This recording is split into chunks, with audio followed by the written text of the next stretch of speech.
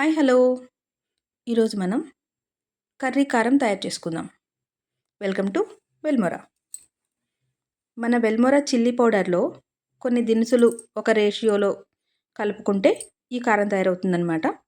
దీనికి మెంతులు, జీలకర్ర, ఇంకా ధనియాలు స్టవ్ సిమ్లో పెట్టుకొని, ఎక్కువ టైం పడుతుంది కానీ స్టవ్ సిమ్లోనే ఉంచాలి. మంచి అరోమా వచ్చేంత వరకు నూనె లేకుండా పొడిగానే వేయించుకుంటాము.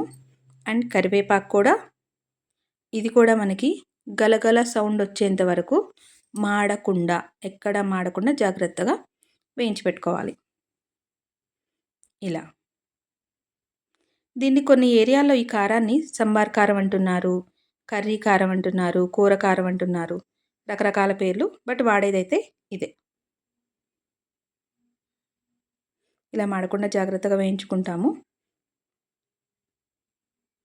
వీటితో పాటు ఉప్పును కూడా వేయించుకోవాలండి. లేదా ఎండకి ఎండబెట్టుకున్నా పర్వాలేదు. ఈ ఉప్పు క్వాంటిటీ చూసి ఇంత ఉప్పు వేస్తున్నాం అనుకోవద్దు. ఇది నెక్స్ట్ ఆవకాయ కూడా వేయించి పెట్టుకున్నాము. ఇవన్నీ వేగిన తర్వాత చక్కగా అన్నీ ఒక ప్లేట్లోకి మిక్స్ చేసుకోవడం కోసం ఒక పెద్ద ప్లేట్లోకి పోసుకుంటాము. తగిన నిష్పత్తిలో, తగిన రేషియోలో ఉప్పు, మెంతులు, జీలకర్ర, ఇంకా ధనియాలు, ఇవి లాస్ట్లో కరివేపాకు,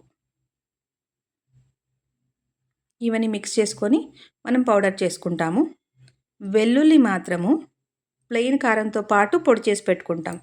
దీనిలో మాయిశ్చర్ ఉంటుంది కదా, మసాలా దినుసుల్లో వాడకూడదు. ఈ పొడి దినుసులతో పాటు మనం గ్రైండ్ చేసుకోలేము. ఇలా విడివిడిగా గ్రైండ్ చేసి పెట్టుకున్న తర్వాత ప్లెయిన్ కారంలో ఇలా లేయర్స్గా కలుపుకుంటాం. ఎక్కడ ఉండలు లేకుండా ఈవెన్గా వచ్చేలాగా జాగ్రత్తగా కలుపుకోవాలి. ఈ కారం కలిపిన తర్వాత 1 డే ఆగిన తర్వాత, అట్లీస్ట్ ఒక 1 నైట్ ఆగిన తర్వాత మాత్రమే మనకి కలర్ తెలుస్తుంది. అంతే, సింపుల్.